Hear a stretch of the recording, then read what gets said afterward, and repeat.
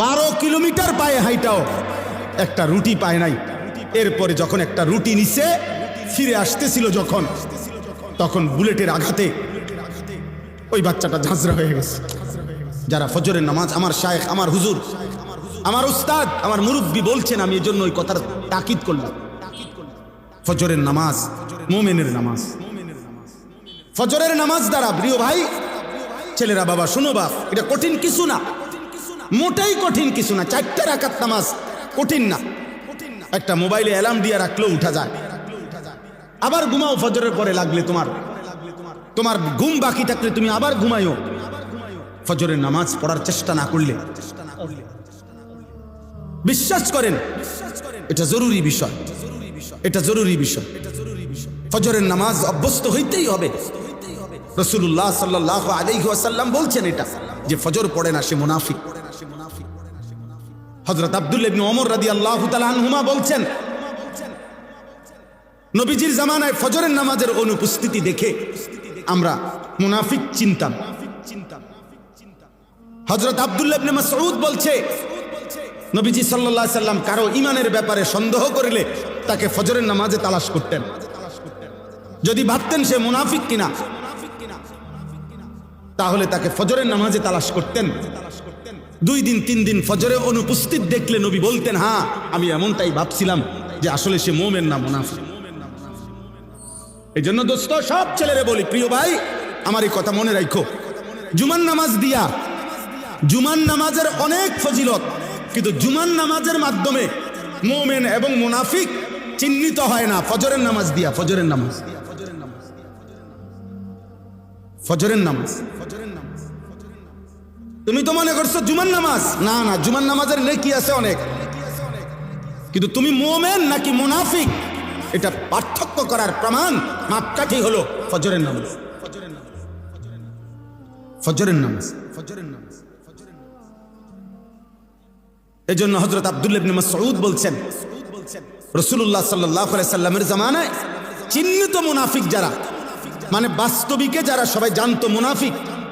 মানুষের মধ্যে অনেক মানুষ আছে গ্রামে এলাকায় সিল মারা, এটা যে চিহ্নিত সুদখোর, এটা মানুষে চিনে, এমন আছে না? হ্যাঁ, চিহ্নিত ডাকাত, চিহ্নিত হারামখোর, এটা মানুষ চিনি কিনা বলেন? এরকম 2-4 জনের নামে সিল লেগে যায় মানুষের, মানুষ চিনে যে এতে একবার চিহ্নিত জুয়ারি, নেশাখোর, এতে গাঁজাখোর, সবাই জানে। সকল থানার মধ্যে, প্রত্যেক থানায় আপনার ওই এলাকার চিহ্নিত সন্ত্রাসী, চাঁদাবাজ, চোর, ডাকাত, ছিনতাইকারী, নেশাখোর, গাঁজাখোর, ফুট্টাখোর, বাবাখোর, ডাইলখোর, হারামখোর, এগুলোর তালিকা আছে, সম্ভাব্য তালিকা এগুলো আছে, এগুলোর ফাইল থাকে, তুমি জিগাও গিয়া।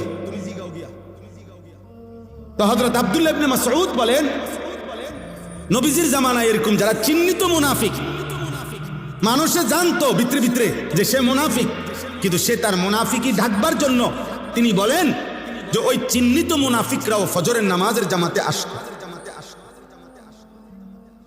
যাতে মানুষ স্পষ্ট মুখের উপরে মুনাফিক না বলে, পিছে পিছে কয় কিন্তু সামনাসামনি যেন না বলে, এজন্য ফজরের নামাজে আসতো। আব্দুল্লাহ ইবনে উবাই মদিনার মুনাফিকদের সর্দার ছিল, সে প্রথম কাতারে নামাজ পড়তো যাতে মানুষে মুনাফিক না ডাকে। এজন্য দোস্ত অনুরোধ করলাম, ফজরের নামাজ বিজয়ের নামাজ, ফজরের নামাজ ইনকিলাব, পরিবর্তনের নামাজ। আজকে জন্য আমার হুজুরের ওই কথার থেকে আমিও গুরুত্ব দিলাম। তোমরা একটা ছেলে মনের, আমার কাছে কিতাব আছে গাড়িতে, আরবি মোটা কিতাব, ওই কিতাবের মধ্যে লিখছে ইহুদিদের ধর্মগ্রন্থ তাওরাতের মধ্যে আছে, এই কথাটা মনোযোগ দিয়ে শোনো, ইহুদিদের তাওরাত কিতাবের মধ্যে আছে মুসলমানদের ওই জামাত, মুসলমানদের ওই দলের দ্বারা ইহুদিদের চূড়ান্ত পতন হবে, ইহুদিরা চূড়ান্ত ভাবে ধ্বংস হবে। কিতাবে লিখছে তাওরাতের ভবিষ্যৎবাণী হলো আল্লাযীনা কানু ফি সালাতিল ফজরি কা সালাতিল জুমআ, মুসলমানদের যেই জামাত ফজরের নামাজে ওই পরিমাণ, জুমার নামাজে যেই পরিমাণ। কসম খোদা, ফজর আর জুমা বরাবর না হলে ওই দলের হাতে, ওই ব্যক্তিদের হাতে ইহুদিদের পতন হবে না, বরাবর হইতে হবে। এখন আমাদের জুমার নামাজ আর ফজরের নামাজ বরাবর, আরে মুসল্লি বরাবর 50, 4 ভাগের 1 ভাগ। আমাদের বিজয় অনেক দূরে, আমাদের বিজয় এখনো অনেক দূরে, আমাদের বিজয় এখনো অনেক দূরে। আমাদের বহু মেহনত, আরো রক্ত ঝরাইতে হবে, আমাদের আরো চোখের পানি পড়বে বাপ। আজ তো শুধু গাজাবাসী কাঁদতেছে, আজ তো শুধু ফিলিস্তিনের মজলুম কাঁদতেছে বাপ। গতকালকে রাত্রেরও খবর হলো প্রায় 4.5 লক্ষের চাইতে বেশি ফিলিস্তিনি ছোট ছোট মাসুম বাচ্চা নিয়া বাড়ি ঘর ছেড়ে দিয়ে অজানা উদ্দেশ্যে, আজকের খবর সব পত্রিকার খবরে আসছে। কারো কোনো গন্তব্য নাই, কোথায় যাবে জানে না, পথে পথে হাঁটতেছে খালি পায়ে, একজোড়া জুতাও নেই। আজকে রাতে মানে গতকাল রাতে নৌবহর যেই জাহাজ সমুদ ফ্লোটিলা, অর্থাৎ এক বিশাল নৌবহর, অনেক দেশের সম্মিলিত মানুষ, আমাদের বাংলাদেশেরও একজন আছে, যারা ফিলিস্তিনে সাহায্যের জন্য যাচ্ছিল, তাদেরকে আটকায় রাখছে, বাধাগ্রস্ত করছে। কোনোভাবেই এই সভ্য পৃথিবীতে, আধুনিক পৃথিবীতে ভাইয়া, কোনোভাবেই মুসলমানদের রক্ত থামছে না। এই বেঈমান অকাতরে ইসরায়েলের ওই বেঈমান ধ্বংস করে দিচ্ছে। এই পর্যন্ত 65, মাত্র 2 বছরে 65,000-এর চাইতে বেশি মুসলমান শুধু গাজার শাহাদাত বরণ করছে। প্রিয় নওজওয়ান, তোমরা মোবাইল দেখো, তোমাদের আর মোবাইলের নেশা শেষ হলো না। তোমরা নারী দেখো বাবা, তোমরা উলঙ্গ ছবি দেখো, তোমরা আর আল্লাহকে সেজদা দিও না, কারণ তোমাদের আল্লাহও লাগবে না, তোমাদের মরণও লাগবে না। তোমরা দেখো, নারী দেখো, ছবি দেখো, মোবাইলের অশ্লীল দৃশ্য দেখো, আর মোটরসাইকেল চালাও, আর সমবয়স্ক বন্ধুদেরকে আড্ডা দাও, নেশা করো, গাঁজা খাও, যা মন চায় তাই করো, কারণ তোমাদের উপরে কোনো মুসিবত আসবে না। তোমাদেরকে শয়তান বলে দিছে, তোমাদেরকে ইবলিস বলে দিছে, তোমাদেরকে শয়তান বলে দিছে যে তোরা ঘাবড়াইস না, তোরা নাফরমানি করতে থাক, আমি দেখবো তোদেরকে। হ্যাঁ, ইন্নামা ইয়াদউ হিজবাহু লিয়াকুনু মিন আসহাবিস সাঈদ। আল্লাহ বলছে শয়তান তার দলবলকে ডাকতেছে প্রতিদিন যেন সকলে মিলে জাহান্নামী হয়, জাহান্নামী হয়। দুশ্মন আমাদেরকেও ছাড়বে না রে বাপ, আমাদেরকেও ছাড়বে না। আমাদের পার্বত্য চট্টগ্রাম হাতছাড়া হওয়ার পথে, আমাদের পার্বত্য চট্টগ্রাম বাংলাদেশের এই 3টা জেলা রাঙ্গামাটি, বান্দরবন, খাগড়াছড়ি সহ ওই সাইড যে কোনো মুহূর্তে হাতছাড়া হওয়ার পথে। এই যে এই পরিমাণ একটি ঘটনাকে কেন্দ্র করে খাগড়াছড়িতে আজকে কয়দিন টানা 24 ঘন্টা মারামারি, হানাহানি, গোলযোগ, আগুনে পুরানো হচ্ছে বাংলাদেশে, বাংলাদেশে, বাংলাদেশে, বাংলাদেশ। যে কোনো কেউ বাংলাদেশের ম্যাপ কে বুঝবো, কারে বুঝাইবো? মোবাইল টিপাই তো তোমার সময় হয় না, বুঝবা কি তা? বাংলাদেশের মানচিত্র দেখলেই বোঝা যাবে এই কোনা দিয়া পার্বত্য চট্টগ্রাম। এটা এমন একটা জিনিস, এটা কেচি দিয়ে যদি এমনি কাইটা দেয় এটা আলাদা হয়ে যাবে, বাকি এটা থাকবে। যেই কোনো সময় কেচি দিয়ে কাটার মতো। বাংলাদেশের 10 ভাগের 1 ভাগ হলো এই 3টা জেলা, আর বাকি 61টা জেলা বাংলাদেশের 9 ভাগ। বিশাল অঞ্চল, জেলা যদিও 3টা, এরিয়া অনেক বড়, বিশাল বড় এরিয়া। পার্বত্য চট্টগ্রাম যদি হাতছাড়া হয় তো কক্সবাজার সমুদ্র সৈকত সহ সেন্ট মার্টিন সব হাতছাড়া হয়ে যাবে। আর কিছুদিন পরে দেখবা উত্তরবঙ্গ নাই, রংপুর বিভাগের 8টি জেলায় প্রতিদিন খোদার কসম প্রতিদিন মুসলমান খ্রিস্টান হচ্ছে। তো একদিন, বেশি দিন আর লাগবে না, বিখ্যাত থালা যখন হাতে নিবা তখন আর মোবাইলের এমবিও থাকবে না, আর তোমার মোবাইলের আব্বাও থাকবে না, তোমার ফেসবুকও থাকবে না, ইউটিউব। আমি দায়িত্ব নিয়ে বলছি, বুঝে শুনে বলছি, আমি দিন রাত 24 ঘন্টা আমার মূল ফিকির, মূল কাজ, মূল মেহনত মুসলমানের নওজওয়ানকে নিয়ে ভাবা। তোমরা ভিক্ষা করবা, ভিক্ষা করবা বললাম। কেউ তোমার প্লেটে একটা ভিক্ষাও দিবে না। গাজাবাসীর সন্তান, তুমি দেখো, আজকের খবর নাও, ওরা জানে না, ওরা এই ছোট ছোট বাচ্চা, এক এক বাচ্চার কাঁধের মধ্যে, পিঠের মধ্যে, হাতের মধ্যে বাটি, বক্স, গাট্টি, কত কিছু বোঝা, পায়ে জুতা নাই। ও জানে না ও কোথায় যাচ্ছে।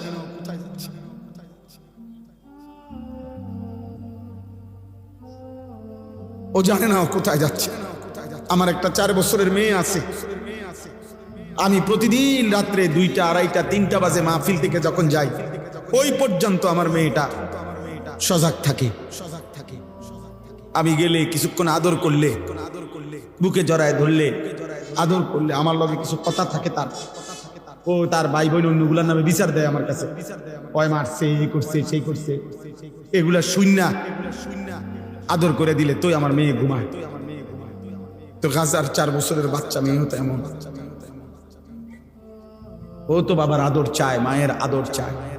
ও জানে না ওর গন্তব্য কোথায়। সে যদি বাচ্চা মেয়েটা, যদি বাচ্চা ছেলেটা যদি তার মাকে বলে, মা কোথায় যাচ্ছি আমরা, কি বলবেন?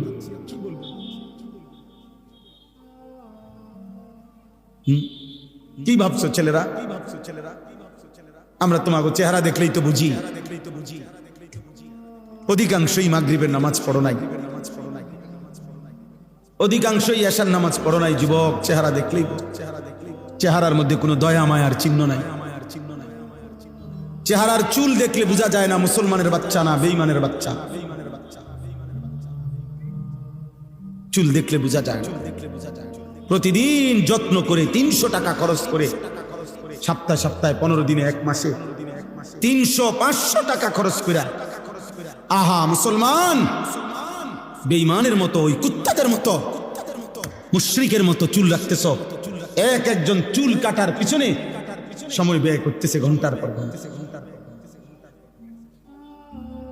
অথচ 12 কিলোমিটার পায়ে হাইটা, পত্রিকা আসছে, গাজার একটা বাচ্চা 12 কিলোমিটার পায়ে হাইটাও একটা রুটি পায় নাই। এরপরে যখন একটা রুটি নিছে, ফিরে আসতেছিল যখন, তখন বুলেটের আঘাতে ওই বাচ্চাটা ঝাঁঝরা হয়ে গেছে। ক্ষুধার্ত সন্তান আর রুটি খাইতে পারে না। আল্লাহ যেন বলছে, আমি তোরে জান্নাত থেকেই মেহমানদারি করি।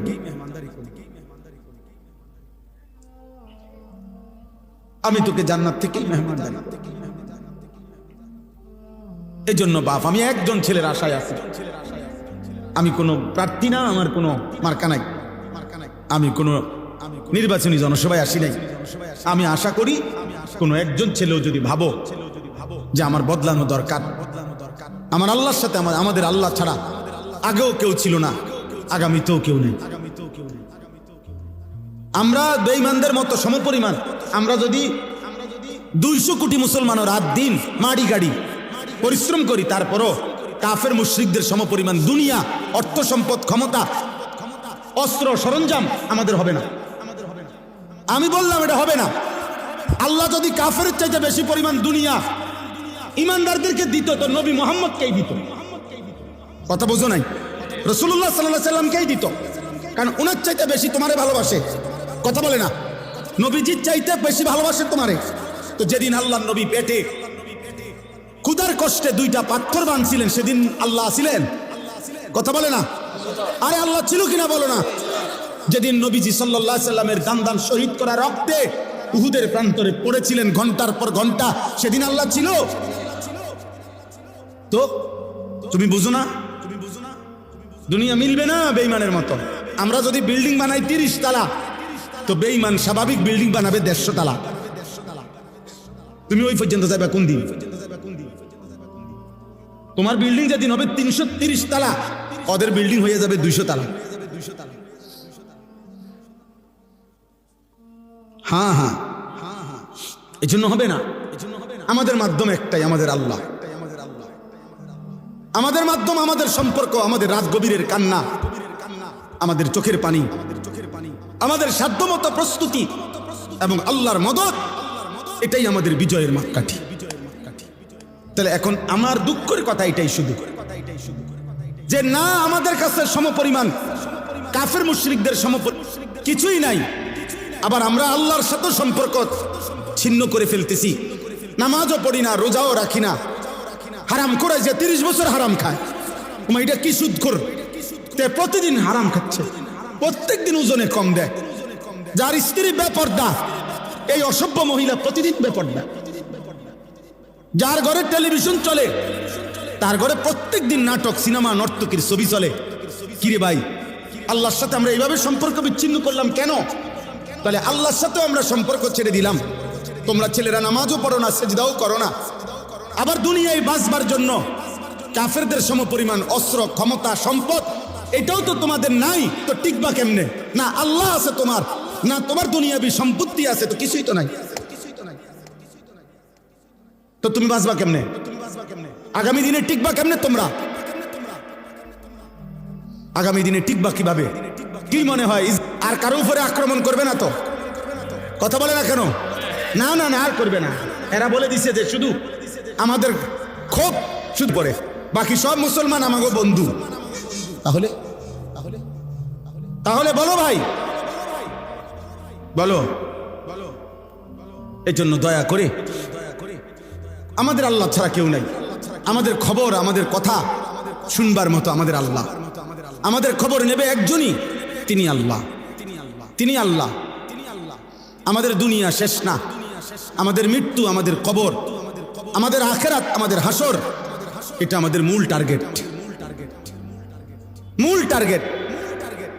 হাকিমুল উম্মত মুজাদ্দিদুল মিল্লাত হযরত মাওলানা শাহ আশরাফ আলী থানভী রাহমাতুল্লাহি আলাইহি, ওনার মুনাজাতের মধ্যে আছে, আজীবন উনি যেই মুনাজাত করতেন আমাদের কওমি মাদ্রাসাগুলোতে শেখানো হয়, ওইখানে আছে একটা লাইন, এটাও হাকিমুল উম্মত বলতেন, কোন পৌঁছেগা হামে তেরে সওয়া। আয় আল্লাহ, আপনি ছাড়া আমাদের কথা জিজ্ঞাসা করে কে? আমগো খবর নেই কে? আমগো খবর নেই কে? দুনিয়াবি কোন দেশকে, কোন সংস্থা, কোন সংঘ কাউকে পাত্তা দেন।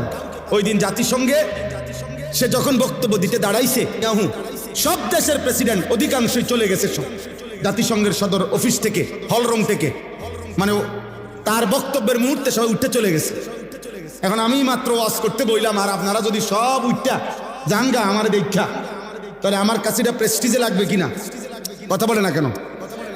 আমার লজ্জা লাগবে না যে এটা ইন্নারিল্লাহ, আমার এটা করলোটা কি? এত বড় বেইজ্জতি আইন না?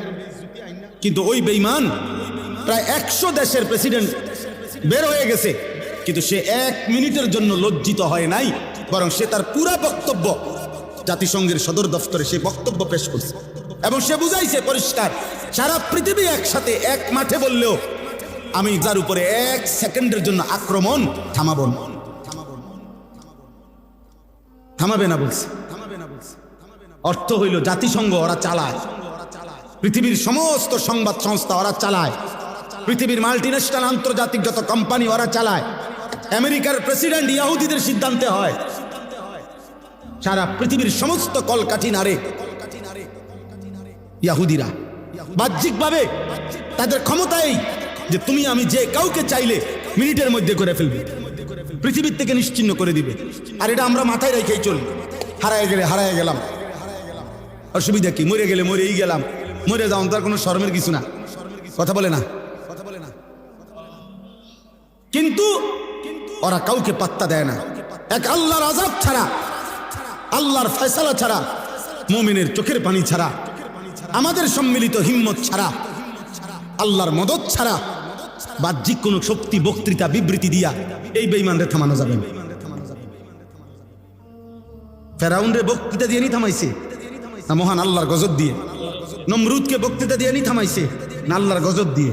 হ্যাঁ, তো সেই মালিককে তো বলতে হবে, আল্লাহর কাছে তো চাইতে হবে, আল্লাহকে তো সেজদা দিবে।